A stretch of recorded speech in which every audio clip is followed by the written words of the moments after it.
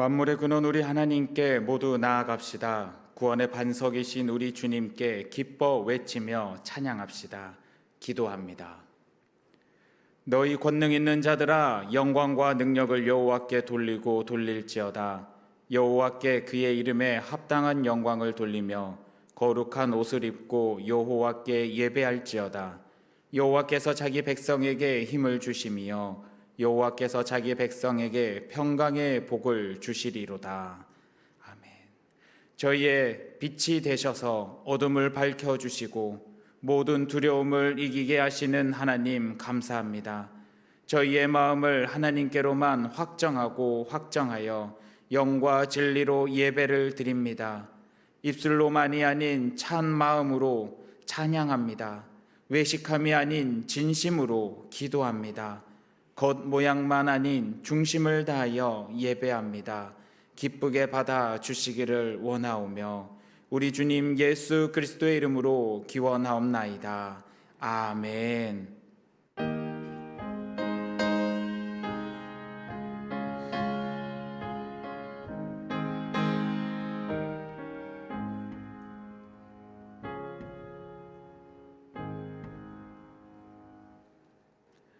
찬송가 43장을 다 함께 찬양하겠습니다. 찬송가 43장입니다.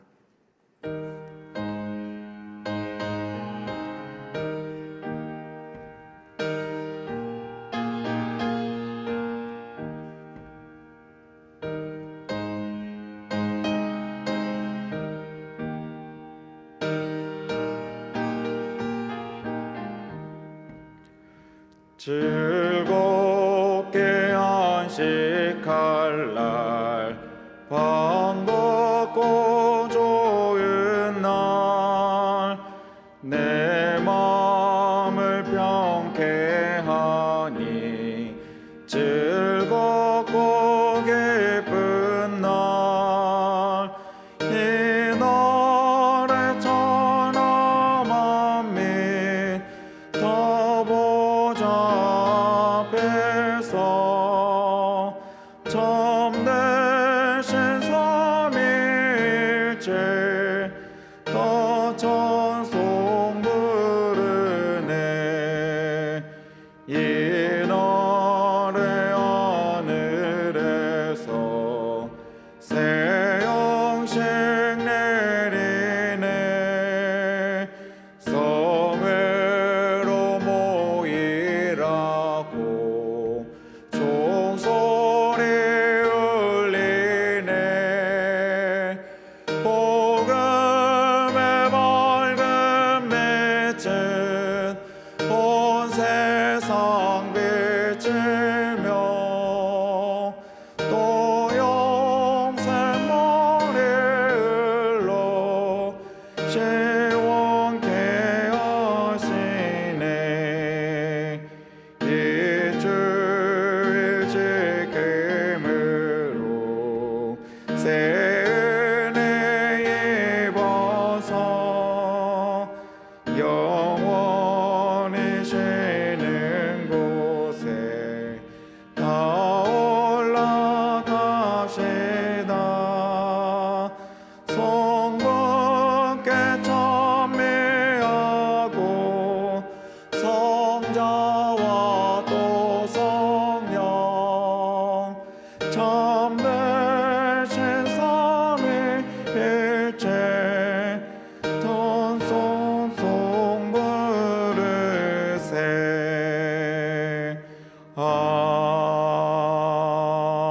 아멘. 찬송가 뒤에 있는 교독문 105번 감사절 1번을 교독합니다. 여호와께 감사하라. 그는 선하시며 그 인자하심이 영원하미로다. 여호와께 감사하고 그의 이름을 불러 아뢰며 그가 하는 일을 만민 중에 알게 할지어다. 그들이 광야 사막길에서 방황하며 거주할 성읍을 찾지 못하고 줄이고 목이 말라 그들의 영혼이 그들 안에서 피곤하였도다. 이에 그들이 근심 중에 여호와께 부르짖음에 그들을 고통에서 건지시고 또 바른 길로 인도하사 저주할 성읍에 이르게 하셨도다. 여호와의 인자하심과 인생에게 행하신 기적으로 말미암아 그를 찬송할지로다. 그가 사모하는 영혼에게 만족을 주시며 줄인 영혼에게 좋은 것으로 채워주심이로다. 아멘. 다 함께 새롭게 번역된 사도신경으로 우리의 신앙을 고백하겠습니다. 나는 전능하신 아버지 하나님, 천지의 창조주를 믿습니다. 나는 그의 유일하신 아들 우리 주 예수 그리스도를 믿습니다. 그는 성령으로 잉태되어 동정녀 마리아에게서 나시고 본디오 빌라도에게 고난을 받아 십자가에 못 박혀 죽으시고 장사된 지 사흘 만에 죽은 자 가운데서 다시 살아나셨으며 하늘에 오르시어 전능하신 아버지 하나님 우편에 앉아 계시다가 거기로부터 살아있는 자와 죽은 자를 심판하러 오십니다. 나는 성령을 믿으며 거룩한 공교회와 성도의 교제와 죄를 용서받는 것과 몸의 부활과 영생을 믿습니다. 아멘.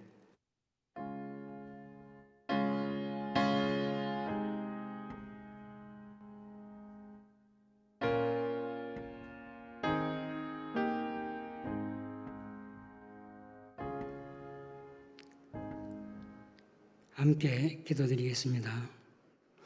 날마다 우리에게 사랑을 베풀어 주시는 하나님 아버지, 오늘 거룩한 주일 맥주 감사주를 맞아 주님 앞에 나와 예배 드릴 수 있게 하심에 찬양과 감사를 드립니다. 우리의 모든 삶이 하나님의 은혜요 축복이오니 더욱더 주님께 감사하며 살아가게 하옵소서. 사랑의 하나님, 주님의 은혜와 사랑이 없이는 한순간도 살아갈 수 없는 너무나 연약한 저희들입니다. 주님의 한없는 사랑에도 불구하고 살면서 지은 저의 허물과 죄를 고백합니다. 저의 욕심과 교만으로 인해 주님의 뜻을 저버린 순간들이 많았음을 회개합니다. 주님의 은혜를 망각하고 세상 가운데 살아가는 저희들을 긍휼히 여겨 주옵소서. 사랑의 주님, 주님이 주시는 사랑으로 주님의 뜻 안에서 모든 성도들을 사랑하며 살아가게 하옵소서. 대한민국을 사랑하시는 하나님 아버지, 이 나라가 정의와 공의로 다스려지게 하옵시고 이 땅 위에 하나님의 지혜가 넘쳐나게 하옵소서. 사랑의 주님, 이곳에 광래교회를 세워주시고 더욱더 성장케 하여 주심에 감사드립니다. 우리 교회가 사랑으로 온 성도가 하나 되게 하시어 세상을 향해 복음을 전파하는 교회, 말씀의 능력이 나타난 교회가 되게 하여 주시옵소서. 이제 다음 주부터 영유아부, 유치부, 유년부, 초등부의 여름학교 수련회가 시작되었나니 하나님의 지혜와 기도로 준비하게 하시고 이 수련을 통하여 어린 미래 세대가 하나님을 만나고 체험케 하시어 하나님의 사랑을 알아가는 귀한 은혜의 시간 되게 하옵소서. 또한 이 어린 생명을 양육하는 데 헌신하는 목사님과 교사들의 헌신을 기억하셔서 복내려 주시옵소서. 오늘도 말씀 들고 강단에 서시는 우임 목사님 강건하게 붙잡아 주옵시고 귀한 생명의 말씀이 선포될 때 우리의 심령마다 변화되고 치유되는 놀라운 은혜가 나타나는 귀한 은혜의 시간 되게 하여 주시옵소서. 사랑의 주님, 찬양과 연주로 영광드리는 차지영 집사와 박혜인 학생의 찬양을 기뻐 받아 주옵시고 복내려 주옵소서. 예배 후에 봉사하는 모든 손길도 기억하옵소서. 그들이 드리는 찬양과 봉사가 주님의 영광을 드러나게 하시고 그들의 삶 속에서 주님의 사랑과 풍성한 은혜와 복이 넘치게 하여 주시옵소서. 심고 거두게 하시는 하나님의 사랑을 항상 기억하게 하여 주시옵소서. 모든 것 감사드리며 예수 그리스도의 이름으로 간절히 기도드리옵나이다. 아멘.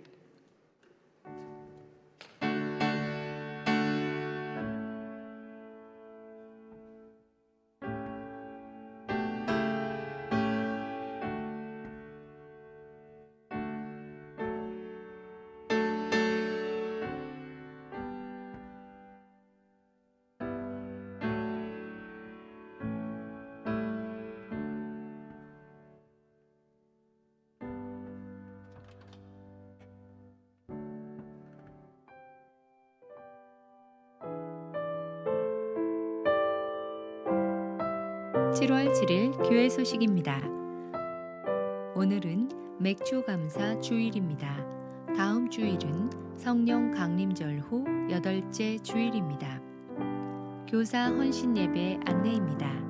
오늘 찬양 예배 시 일영교회를 담임하시고 미래교회 연구소 소장님이신 문재진 목사님께서 설교해 주시겠습니다.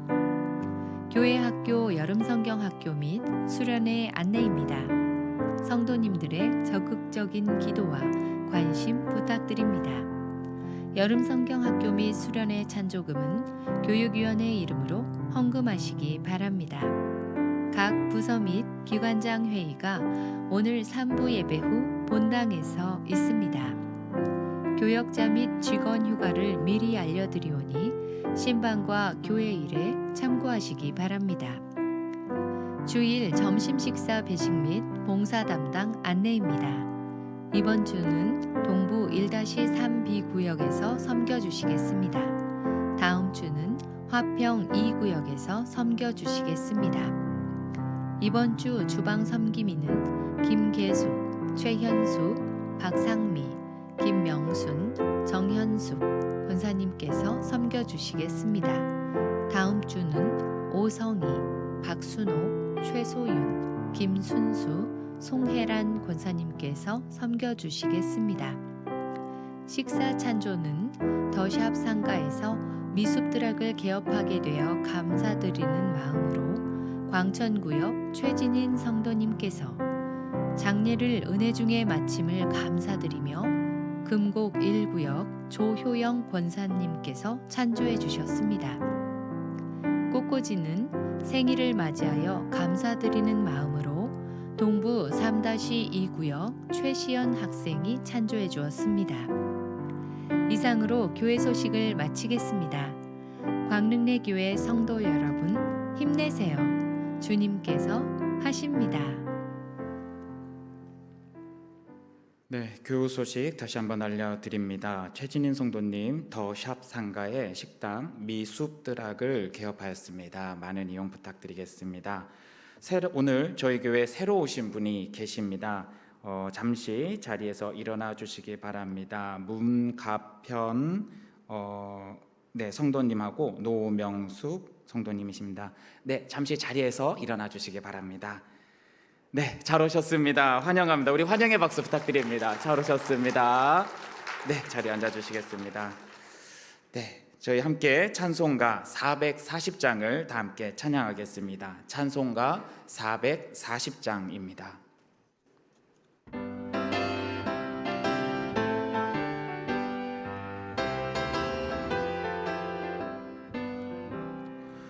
어디든지 예수 나를 이끌면 어디든지 예수 함께 가려네. 예수 함께하니 가면 나 걷고 예수님과 동행하면 겁없네. 어디를 가든지 겁낼 것 없네.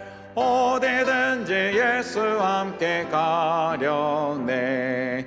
세상 친구 모두 나를 떠나도 주와 동행하면 외로움 없겠네. 가는 길이 위태하고 험해도 어디든지 예수 함께 가려네. 어디를 가든지 겁낼 것 없네. 어디든지 예수 함께 가려네. 어두운 그늘 나를 에워쌀 때도 주가 함께 계심 믿고 자려네. 죽은 후에 천국에서 깨어나 예수와 함께 길이 살리라. 어디를 가든지 겁낼 것 없네. 어디든지 예수와 함께 가려네. 오늘 우리에게 주시는 하나님의 말씀은 사도행전 15장 12절에서 21절의 말씀입니다. 사도행전 15장 12절에서 21절의 말씀은 신약성경 213쪽입니다. 기록된 하나님의 말씀입니다. 온 무리가 가만히 있어 바나바와 바울이 하나님께서 자기들로 말미암아 이방인 중에서 행하신 표적과 기사에 관하여 말하는 것을 듣더니 말을 마침에 야고보가 대답하여 이르되 형제들아 내 말을 들으라. 하나님이 처음으로 이방인 중에서 자기 이름을 위할 백성을 취하시려고 그들을 돌보신 것을 시므온이 말하였으니 선지자들의 말씀이 이와 일치하도다. 기록된 바 이후에 내가 돌아와서 다윗의 무너진 장막을 다시 지으며 또 그 허물어진 것을 다시 지어 일으키리니 이는 그 남은 사람들과 내 이름으로 일컬음을 받는 모든 이방인들로 주를 찾게 하려 함이라 하셨으니 즉 예로부터 이것을 알게 하시는 주의 말씀이라 함과 같으니라. 그러므로 내 의견에는 이방인 중에서 하나님께로 돌아오는 자들을 괴롭게 하지 말고 다만 우상의 더러운 것과 음행과 목매어 죽인 것과 피를 멀리하라고 편지하는 것이 옳으니 함께 읽겠습니다. 이는 예로부터 각 성에서 모세를 정하는 자가 있어 안식일마다 회당에서 그 글을 읽음이라 하더라. 아멘.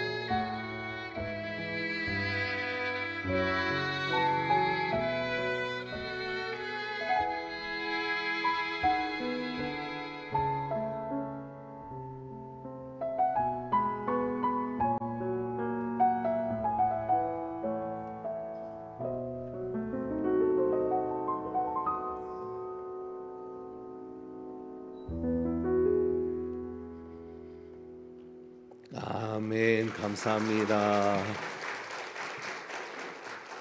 기도합니다. 하나님 아버지, 맥주감사주의를 맞아 하나님께서 우리에게 아름답게 베풀어 주신 이 놀라운 세계를 찬양하며 차주영 집사님과 하이 두 모녀를 통해 기쁨으로 주님을 영화롭게 하게 하시니 감사합니다. 저희의 찬양을 받으시고 박정민 집사님 또 하니까지 온 가정이 더욱더 하나님께 기쁨과 영광이 되는 놀라운 역사를 이루시며 또 말씀 듣사오니 저희에게도 큰 은혜 주셔서 진정한 감사로 하나님께 기쁨과 영광이 되는 저희들 되게 하옵소서. 우리 주님 예수 그리스도의 이름으로 기도하옵나이다. 아멘.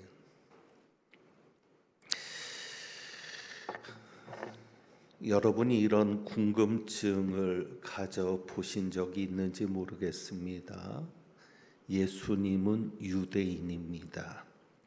그 제자들도 유대인이었습니다. 사도 바울도 유대인입니다. 그런데 예수님을 믿는 기독교는 유대인의 종교가 아닌 이방인의 종교가 되었습니다. 오늘 어쩌면 마지막 땅끝이 유대인이다 혹은 유대 땅이다 할 정도로 기독교는 예수님을 중심으로 하는데도 유대인들의 종교가 아닌 오히려 이방인의 종교가 되었습니다.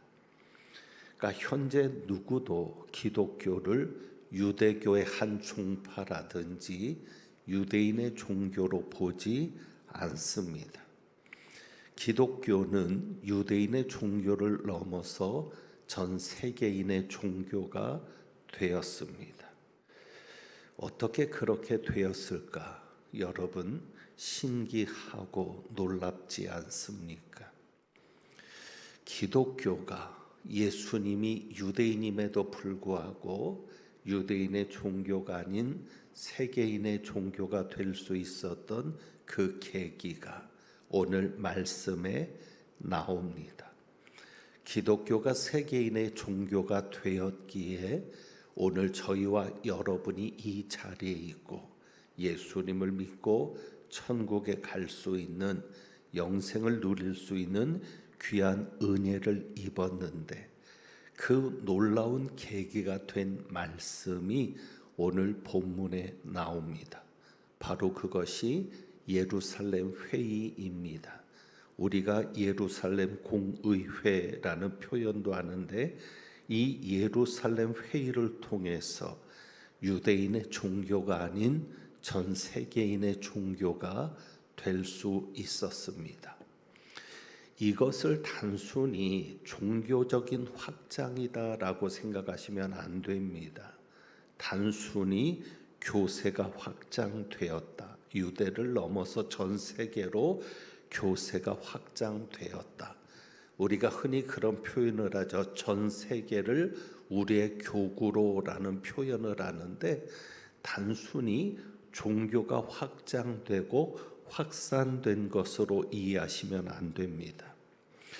우리가 생각해 볼 이야기가 있습니다. 어느 목사님이 경험하신 이야기인데 어떤 교회에 청빙을 받아 부임을 했습니다.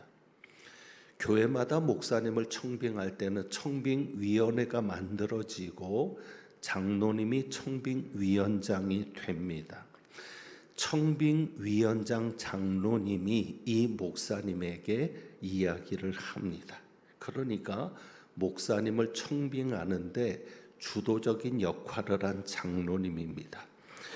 그 장로님께서 첫 부임한 목사님에게 이렇게 얘기합니다. 우리 교회는 교인들이 늘지 않아도 됩니다. 우리 교회는 커지는 것은 바라지 않습니다.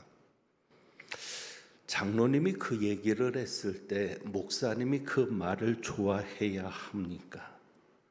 목사님 입장에서는 편할 수 있습니다. 왜? 새로 부임했으면 교회를 키워야 한다는 부담이 있을 수 있는데 장로님이 그렇게 얘기해 주니까 우리 교회는 커지는 거 바라지 않습니다. 교인들의 숫자가 많아지는 거 바라지 않습니다라고 얘기하니까 부담이 없어서 좋아야 합니까? 아닙니다. 이 장로님이 잘못 보시는 게 있죠. 교인들의 숫자는 단순한 숫자가 아닙니다. 구원받은 영혼이 늘어나는 겁니다. 그러니까 구원받은 사람이 많아지는 겁니다. 어떻게 교인들 한 사람 한 사람을 그냥 숫자로 보고 교회가 커지는 것을 단순히 교세가 커지는 것으로 볼 수 있을까? 만약에 교회가 커지지 않는다면 더 이상 그 교회를 통해서 구원받는 영혼은 없다라고 하는 것인데 왜 그것을 구원받을 영혼으로 생각하지 않을까 하는 마음이 있습니다. 예루살렘 교회가 그랬습니다. 이렇게 표현해도 좋을지 모르겠습니다. 자기들끼리만 좋은 교회, 자기들끼리만 좋은 교회. 예수님은 마지막에 승천하면서 제자들에게 분부하신 말씀이 있습니다. 사도행전 1장 8절이었죠. 제자가 되라 라는 말씀, 그 말씀을 하실 때 예루살렘과 온 유대와 사마리아와 땅끝까지 이르러 내 증인이 되라고 말씀하십니다. 그런데 그들은 예루살렘을 벗어나지 않습니다. 자기들끼리만 좋은 교회였습니다. 그래서 하나님께서 그들을 억지로 흩으셨습니다. 그 사건이 무엇이었습니까? 스데반의 순교였습니다. 스데반의 순교 이후로 교회가 핍박을 받게 되니까 핍박을 받은 교회가 예루살렘 교회가 핍박을 받으면서 사마리아와 땅끝으로 흩어지게 되는 겁니다. 그래서 그 이후에 빌립이 사마리아에 가서 복음을 전하게 되죠. 예수님께서 분부하신 대로 이루어졌습니다. 자연스럽게입니까? 아닙니다. 핍박을 받아서. 그리고 빌립은 주님의 천사의 지시로 예루살렘에서 가사로 내려가는 길에 있는 광야에서 에디오피아 여왕인 간다게의 내시를 만나서 복음을 전하게 됩니다. 그리고 놀라운 역사가 일어나죠. 사울이 회개합니다.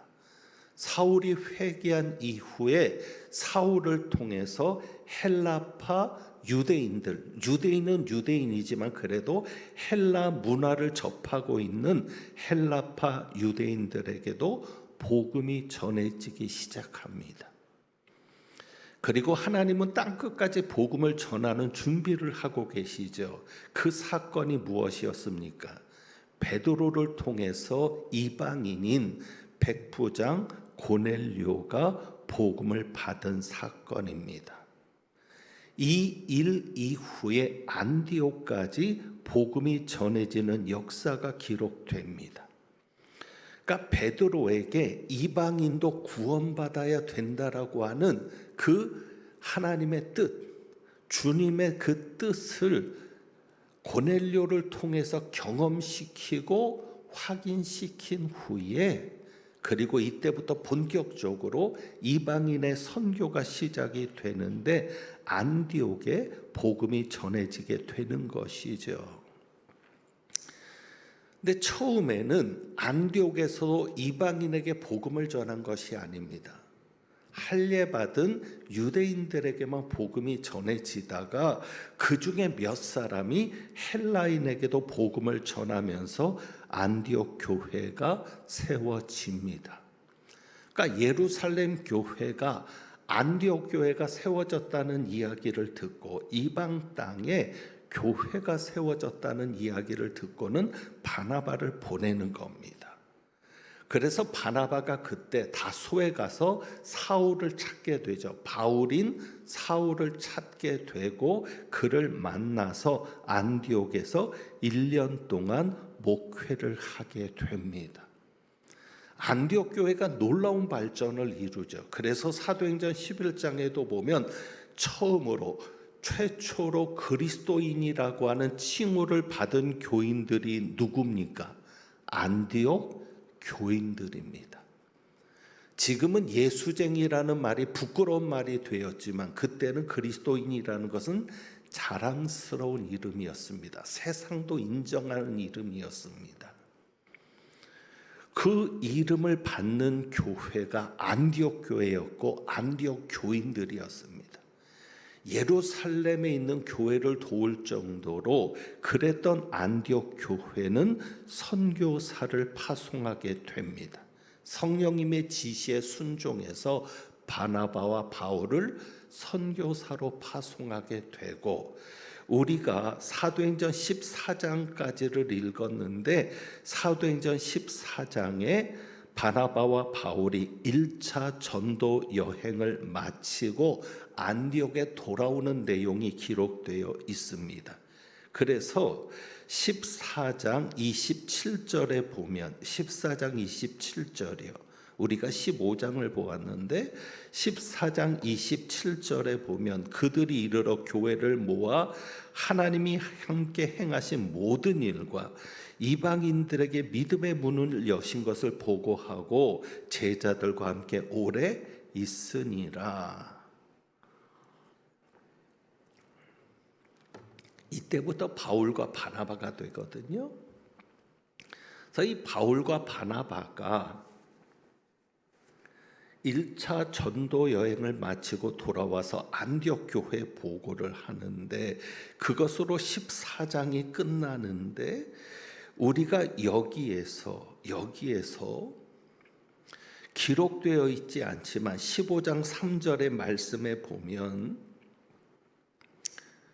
15장 3절의 말씀에 보면 할례 문제가 일어나서 바울과 바나바를 안디옥 교회가 예루살렘으로 보냅니다. 이 문제에 대해서 예루살렘 교회, 특히 사도들의 입장을 듣기 위해서 보냈는데, 그때 바울과 바나바가 3절이죠. 교회 전성을 받고 베니게와 사마리아로 다니며 이방인들이 주께 돌아온 일을 말하여 어떻게 하더라? 형제들을 다 크게 기쁘게 하더라. 그러니까 여기에 베니게와 사마리아, 베니게는 레바논 지역입니다. 지금으로 말하면 가사가 있는 그 위쪽 지방, 두로와 시돈이 있는 그 북쪽 지방이죠. 거기도 거의 이방 지역이라고 할 수 있는 그곳에 교인들이 이방인들에게 복음이 전해진 얘기를 듣고 크게 기뻐했던 겁니다. 자, 제가 왜 이 말씀을 보냐면, 이 말씀이 안디옥 교회에도 있을까요, 없을까요? 있었을 겁니다. 기록되지는 않았지만 바울과 바나바가 전도 여행을 돌아와서 선교 보고를 하는 겁니다. 자기네 교회에서 파송한 선교사가 이렇게 놀라운 열매를 거두고 왔는데, 그래서 이방인들이 구원받았다고 하는 이 놀라운 소식을 들었을 때 안디옥 교회가 기쁨이 충만했을 겁니다. 15장 3절의 말씀처럼 크게 기뻐했을 겁니다. 그런데 은혜가 있으면 사탄도 역사하죠. 여러분, 은혜 받을 때 특별히 조심하십시오. 그 은혜를 쏟게 하기 위해서 사탄도 함께 역사합니다. 안디옥 교회에 기쁨이 충만했던 안디옥 교회에 위기가 찾아옵니다. 그 위기가 뭐냐면 15장 1절입니다. 어떤 사람들이 유대로부터 내려와서 형제들을 가르칩니다. 가르친다라고 표현을 한 것을 보니까 예루살렘 교회에서 유력한 자들이니까 안디옥 교회도 이들을 그저 무시하지는 못했던 것 같습니다. 그런데 그들의 가르침이 뭐예요? 너희가 모세 법대로 할례를 받지 않으면 능히 구원을 받지 못하리라. 그러니까 이방인들에게 와서 너희가 할례를 받아야 한다는 겁니다. 예수만 믿으면 구원받는 게 아니고 예수를 믿어서 구원받았으면 할례를 받아야 하나님 나라의 백성이 되고 천국 갈 수 있다. 그러니까 여기에 2절이죠. 바울과 및 바나바와 그들 사이에 적지 아니한 다툼과 변론이 일어난지라. 갈라디아서 2장에서는 이 상황에 대해서 자세히 설명하고 있습니다. 갈라디아서 2장을 보면 예루살렘 교회 안에 바리새파들이 있었습니다. 바리새인 중에 예수를 믿는 자들이 나왔던 거죠. 그런데 그 바리새인 중에 예수를 믿는 자들은 할례를 포기하지 않는 겁니다. 율법을 행하는 것을 포기하지 않는 겁니다. 아마도 그들이 보낸 대표들 같습니다. 안디옥 교회로. 그런데 4절에서는 갈라디아서 2장 4절에서는 그들을 향해서 이 어떤 사람들을 향해서 사도 바울이 가만히 들어온 거짓 형제들이라고 표현합니다. 왜 거짓 형제들이라고 표현했을까? 안디옥 교회에 와서 속였던 것 같아요. 우리는 예루살렘 교회가 공식적으로 파송한 자들이다. 사도들이 우리를 보냈다. 아마도 이렇게 속였던 것 같습니다. 그러면서 주장한 내용이 뭡니까? 너희가 할례를 받지 않으면 구원을 받을 수 없다. 이것은 안디옥 교회에 큰 위기를 가져온 겁니다. 여기에 보면 다툼과 변론이라고 하는 이 말을 하고 있는데 다툼은 스타시스입니다. 헬라어로 스타시스는 폭동을 표현할 때 쓰는 단어입니다. 폭동이 일어나는. 그러니까 그만큼 과열된 분쟁이 일어나는 거예요. 교회 안에서. 그리고 변론은 논쟁을 말합니다. 사도 바울이 그들과 굉장히 싸우는 겁니다. 여러분 왜 싸워야 합니까? 무슨 문제니까? 구원 문제니까. 그들의 말에 따르면 안디옥 교회가 구원받지 못했다는 거예요. 지금까지 사도 바울이 1차 전도여행을 다니면서 놀라운 역사들을 이루고 왔는데 그 모든 것이 잘못됐다는 겁니다. 왜? 그들을 할례받게 하지 않았으니까. 안디옥 교회 교인들의 입장에서는 굉장히 힘든 상황입니다. 그러니까 교회가 그들을 사도와 장로들에게 보내기로 작정합니다. 여러분, 우리 하나님은 위기를 기회로 만드시는 하나님이십니다. 은혜를 받은 다음에 위기가 올 수 있습니다. 또 끊임없이 우리에게는 환난이, 위기가 닥쳐오기도 하죠. 그런데 우리 하나님은 어떤 하나님? 위기를 기회로 만드시는 하나님. 그 위기가 마귀가 초래한 위기라 할지라도 하나님은 그것을 기회로 만드셔서 마귀는 항상 실패하게 되어 있습니다. 그러니까 어떤 위기나 어려움은 하나님이 더 좋은 기회로 역사에 가시는 겁니다. 그래서 우리는 그 하나님을 늘 경험합니다. 어떤 하나님이요? 모든 것이 합력하여 선을 이루시는 하나님. 여러분의 믿음대로 될 겁니다. 자, 어려움이 여러분에게 생기면 그 하나님을 믿고 그 어려움을 합력하여 선을 이루시는 하나님을 경험하는 기회로 삼으십시오. 만약에 여러분에게 풍랑이 인다면 그 풍랑 속에 계시는 주님을 만나는 기회로 삼으십시오. 결국 안디옥 교회에 이 문제가 생긴 거예요. 할례를 받아야 구원받을 수 있다. 그것 때문에 안디옥 교회가 바울과 바나바를 보내었고, 그래서 예루살렘의 회의가 열린 겁니다. 이 회의의 결과 때문에 이방인들에게도 복음이 전해질 수 있었고, 결국 이것 때문에 누구도, 우리도 복음을 받고 예수 믿게 될 수 있었습니다. 그러니까 예수님께서 말씀하신 것이 예루살렘을 넘어서 유대와 사마리아와 어디까지, 땅끝까지 내 증인이 되라고 해서 이 땅끝까지 복음이 전파되기 위해서 반드시 해결되어야 할 문제가 있었는데, 그것이 할례입니다. 그러니까 이 할례는 유대인들에게는 자신의 정체성, 민족적인 정체성을 드러내는 귀한 것이었는데, 아브라함부터 하나님이 약속하신 거니까. 그러나 이방인들에게는 혐오감을 줄 정도로 이질적인 규정이었습니다. 만약에 이들이 주장한 대로 이방인들도 할례를 받아야 구원받을 수 있다, 이렇게 결정되었다면 그냥 기독교는 유대교의 한 종파가 되는 거예요. 그 할례 때문에 누구도 기독교로 들어오려고 하지 않았을 겁니다. 그런데 할례를 받지 않아도 구원받을 수 있다.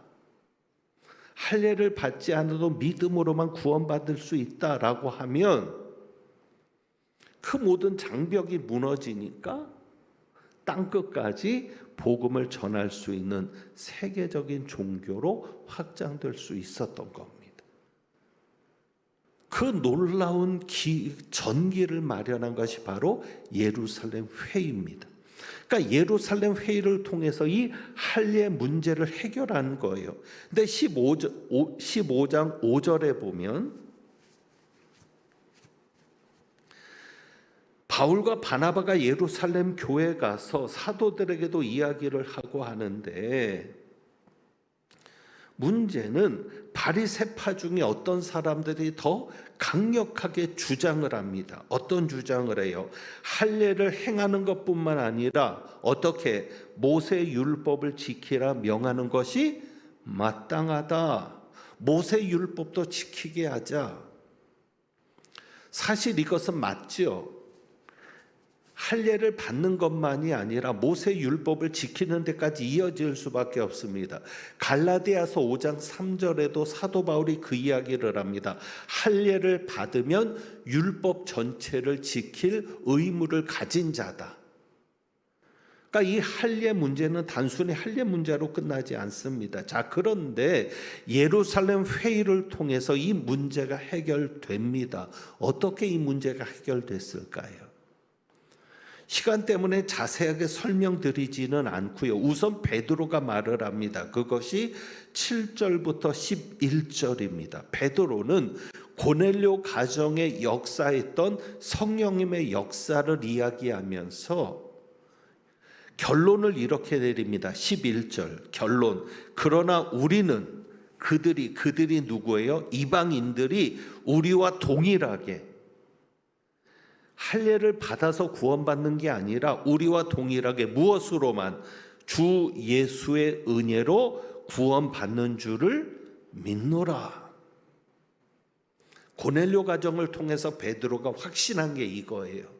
이방인들도 우리와 똑같이 구원받을 수 있다. 그저 주 예수의 은혜로만 구원받을 수 있다. 믿음으로만 구원받을 수 있다. 그리고 바울과 바나바도 이야기를 합니다. 그것이 바로 12절이죠. 이 베드로의 말에 교인들이 침묵합니다. 잠잠해졌다 그랬죠. 가만히 있다 그랬죠. 동의하는 겁니다. 교인들이 설득되는 겁니다. 그리고 바나바와 바울, 이때만큼은 바울과 바나바가 아니라 바나바와 바울입니다. 왜? 예루살렘 교회는 누가 더 영향력이 있었기 때문에 바나바. 그래서 이때는 이름이 바뀌어 있죠. 그래서 바나바와 바울이 하나님께서 자기들로 말미암아 이방인 중에서 행하신 표적과 기사를 말합니다. 그것까지 듣고는 야고보가 말합니다. 야고보가 누굽니까? 예수님의 동생, 예루살렘 교회 수장. 그래서 여러분, 베드로가 초대교회 수장이 아니에요. 천주교가 말하는 것처럼 베드로가 초대교황이 될 수 없어요. 야고보가 예루살렘 교회 지도자였어요. 야고보가 최종적인 결론을 내리잖아요. 그 이야기가 바로 오늘 우리가 읽은 내용이죠. 그것이 13절부터 쭉 나오는 얘기입니다. 그것이 21절까지의 내용입니다. 자, 여기서 볼 수 있는 공감대가 있습니다. 여기서 볼 수 있는 공감대가 뭐예요? 할례를 종교 의식의 문제로 접근하지 않습니다. 할례를 무엇으로 접근합니까?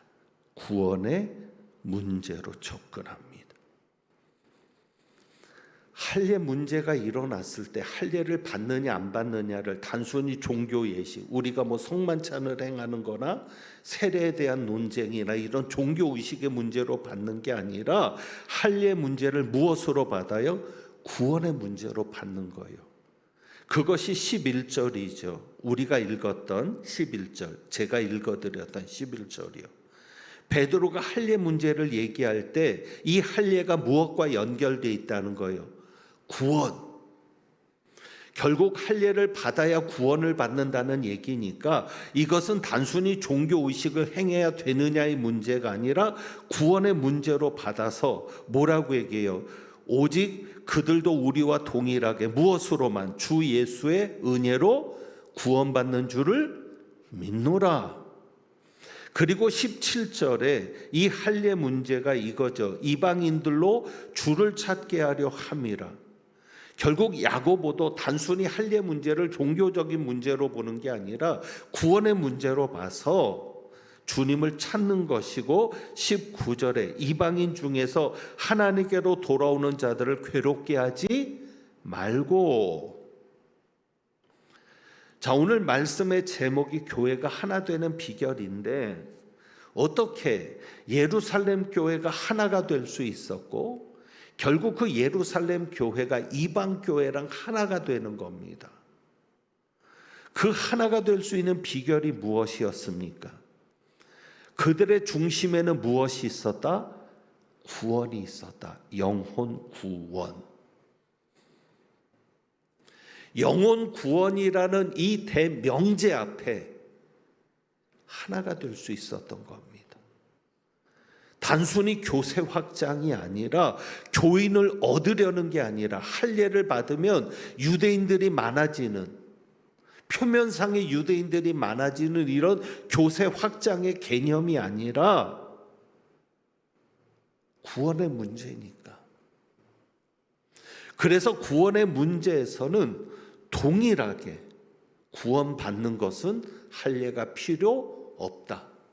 율법을 지키는 것이 구원받는 데는 필요 없다. 오직 믿음으로만 구원받는다. 그것이 사도 바울이 계속 주장하는 복음이었고요. 그것이 베드로도 말하는 오직 주 예수의 은혜로만 구원받는다는 사실이었죠. 제가 아까 말씀드렸던 대로 왜 바울과 바나바가 그렇게 다툼과 변론을 해야 됐습니까? 이 문제는 무엇의 문제니까? 구원의 문제니까. 그러니까 할례를 받는 것은 뭐냐면, 그걸 인정하는 것은 구원받으려면 믿음으로만 안 되고 율법을 지켜야 된다는 것이 되니까 바울과 바나바가 포기할 수 없었던 거죠. 왜? 이것은 구원의 문제니까. 사도들도 들어보니까 이건 구원의 문제거든요. 그럼 구원받는 데 있어서는 할례가 필요 없다. 그걸 인정한 거예요. 율법을 지킬 필요가 없다라는 걸 인정한 거예요. 결국 안디옥 교회가 그렇게 시끄러웠던 것은 무엇 때문입니까? 구원의 문제 때문입니다. 구원을 받는데 믿음으로만 받느냐, 율법을 행함으로 받아야 되느냐. 그런데 여러분, 오늘날 교회가 왜 시끄럽습니까? 시끄러운 교회들 보시죠. 구원의 문제 때문에 시끄럽습니까? 아닙니다. 교회가 왜 싸웁니까? 구원 때문에? 아닙니다. 시기와 질투입니다. 교권 싸움입니다. 누가 더 높은 자리에 앉느냐? 누가 더 인정받느냐? 여기에 오늘 읽은 12절에 전 이 말씀이 참 온 무리가 가만히 있어 조용해지는 거예요. 베드로 한마디에. 베드로가 말해서 조용해졌을까요? 아니죠. 교인들의 마음에도 어떤 의식이 생긴 거예요. 그래, 이거는 구원의 문제구나. 단순히 할례라는 종교의식의 문제가 아니라 구원의 문제구나. 그런데 과연 한국 교회, 아니 우리 교회에 정말 교인들에게 구원에 대한 인식이 있을까? 여러분 아십니까? 우리가 구원에 집중할 때 성령께서 더 역사하십니다. 사도행전의 성령의 역사는 구원을 위한 역사였습니다.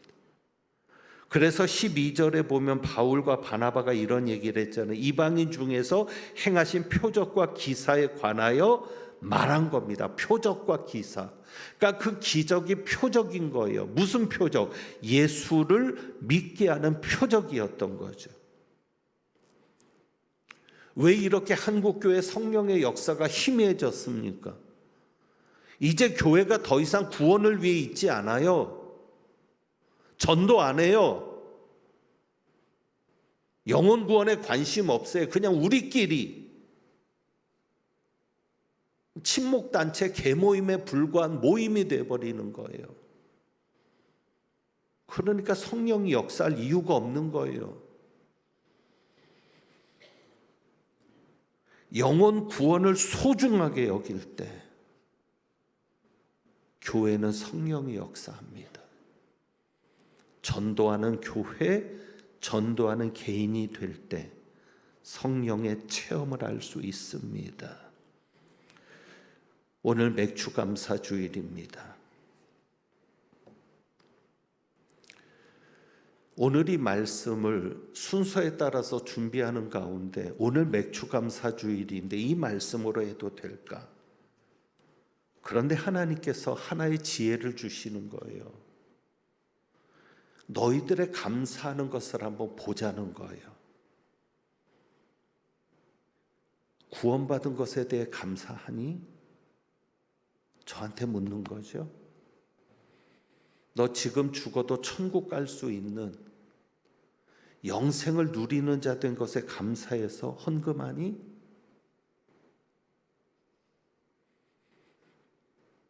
네 영혼을 구원한 것에 대해서 감사해서 감사절을 보내고 있니? 정말 감사할 것은 그 감사거든요. 그런데 감사절이 되면 내가 받은 게 뭔가를 따지는 거죠. 그러니까 잘 살려고 하는 그 마음 때문에, 이 땅에서 잘 살려고 하는 마음 때문에 그냥 내가 이 땅에서 받은 게 뭐지? 하나님이 내게 누리게 하신 게 뭐지? 그래서 받은 거 누린 게 한 게 있을 때 하나님 앞에 감사하고. 그래서 여러분, 교회가 하나 되는 비결은 오늘 그저 한 가지만 강조합니다. 교회가 왜 존재하는가? 구원입니다. 교회는 구원선이고요. 우리가 왜 하나님 앞에 감사할 수 있는가? 하나님 우리를 구원하셨으니까. 믿음으로. 할례 받지 않아도, 율법 지키지 않아도, 완전한 그런 인생이 아니어도 그저 예수 그리스도를 믿고 예수 그리스도를 나의 구주로 고백하는 것만으로도 하나님 우리를 구원하셔서 이 땅에서 길어야 100년인데 천국에서는 우리 영원히 살 거잖아요. 이 땅에서 어떻게 살아도 천국에서는 떵떵거리며 살게 하시니까 그것에 대해서 감사할 수 있는, 그래서 정말 전 교회가 구원의 문제에서는 하나 될 수 있는 거죠. 그리고 전 교인들의 마음이 구원에 집중될 때, 그래, 영혼을 구원하는 일인데, 예수 믿게 하는 일인데, 그래, 양보할 수 있지, 그래, 우리가 그걸 해야지, 이렇게 교회가 하나 될 수 있을 줄 믿습니다. 아무쪼록 여러분이 구원받은 사실에 감사하시고, 그리고 여러분의 마음에도 여러분을 구원하신 하나님이 여러분을 통해서 또 누군가를 구원하기를 원하시니까 여러분이 늘 구원의 끈, 복음 전도의 끈을 놓지 않는 은혜가 있기를 원합니다. 그래서 오늘 우리가 이 찬양을 드려보는데요, 주님이여 이 손을, 그러니까 우리가 맥주감사주의를 맞아서 주님께서 우리의 손을 붙잡으신 것을 감사하시고요, 그리고 우리가 한 손으로는 주님의 손을 붙잡고 다른 한 손으로는 교인들의 손을 붙잡아 주자고요. 여러분의 가족의 손, 친구의 손, 직장 동료의 손, 누군가 예수님이 필요한 이들의 손을 잡아주는, 그리고 우리가 그 예수님의 손을 잡고 서로 하나가 되는 그런 의미를 위해서 찬송가 620장 이어서 부르도록 하겠습니다. 찬양합니다.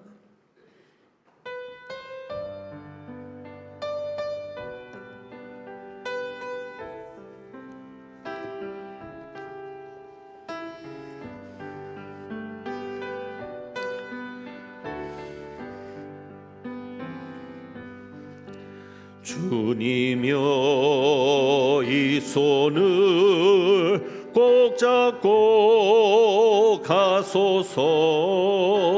약하고 피곤한 이 몸을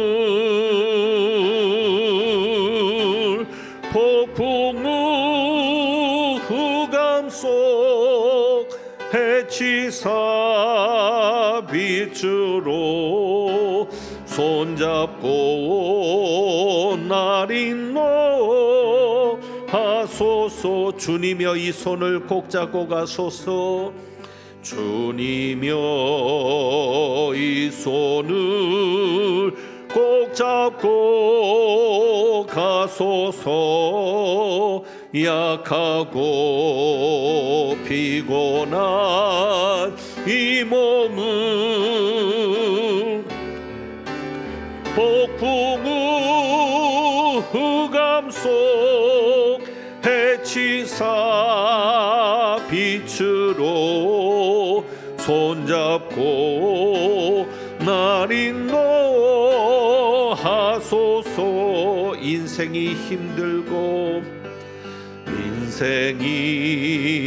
힘들고 고난이 겹칠 때 주님여 날 도와 주소서. 외치는 이 소리 귀 기울이시사 손잡고 날 인도하소서.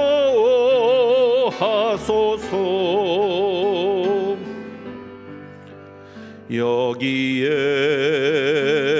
모인 우리 주의 은총 받은 자여라. 620장입니다. 이 자리에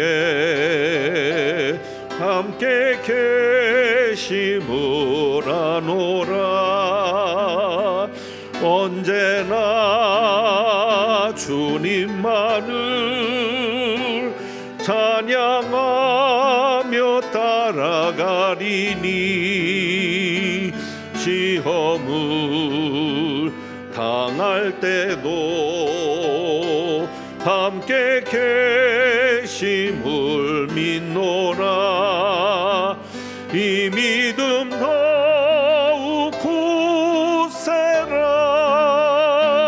주가 지켜주신다. 어두운 밤에도 주의 밝은 빛 인도하여 주신다. 주님이 뜻하신 일 헤아리기 어렵더라도 언제나 주 뜻 안에 내가 있음을 아노라. 사랑과 말씀들이 나를 더욱 새롭게 하니 때로는 넘어져도 최후 승리를 믿노라. 아멘. 이 믿음 더욱 굳세라. 주가 지켜주신다. 어두운 밤에도 주의 밝은 빛 인도하여 주신다. 여기에 모인 우리 사랑받는 주의 자녀라. 주께서 뜻하신 바 우리 통해 펼치신다. 고통과 슬픔 중에 더욱 주님 의지하오니 어려움 이겨내고 주님 더욱 찬양하라. 아멘. 이 믿음 더욱 굳세라. 주가 지켜주신다. 어두운 밤에도 주의 밝은 빛 인도하여 주신다. 아멘. 기도합니다. 하나님 감사합니다. 우리를 구원하시니 감사합니다. 맥주 감사 주일에 늘어난 것 없어도 더 많이 가지지 못했어도 물질적인 것 때문에 감사하는 것이 아니라 우리를 구원하신 하나님의 은혜, 우리를 자녀로 삼아주신 하나님의 은혜, 우리의 손을 붙잡고 놓지 않으시는 주님의 그 신실하신 사랑을 감사하며 주님 앞에 예배하오니 받으시고 또 그렇게 주님 앞에 예물 드리오니 받아 주옵소서. 우리만 주님의 손잡을 것이 아니라 아직까지도 주님의 손잡지 못하고 세상의 어둠 속에 사망 속에 방황하는 이들이 너무 많사온데 하나님 우리를 통해서 그들을 불러주시고 우리의 기도를 통해서 역사하셔서 날마다 구원 얻는 이들이 많아지는 은혜가 있게 하여 주옵소서. 하나님은 내게 복을 주시고 너를 지키시기를 원하며 하나님은 그의 얼굴을 내게 비추사 은혜 베푸시기를 원하며 하나님은 그 얼굴을 내게로 향하여 드사 평강 주시기를 원하노라. 구원받은 것에 감사하고 믿음으로 서 있는 은혜 있음을 감사하며 구원의 도구 예수님의 증인으로 살아가기를 다시 한번 소망하고 나가는 주님의 귀한 백성들 위에 우리의 부활이요 생명이신 우리 주님 예수 그리스도의 은혜와 우리를 자녀로 삼아주신 아버지 하나님의 사랑과 저 천국에 이르도록 우리를 이끄시고 돌보시는 우리와 함께 하시는 성령님의 교통하시며 충만케 하심이 이제부터 영원까지 함께 하시기를 축원하옵나이다. 아멘.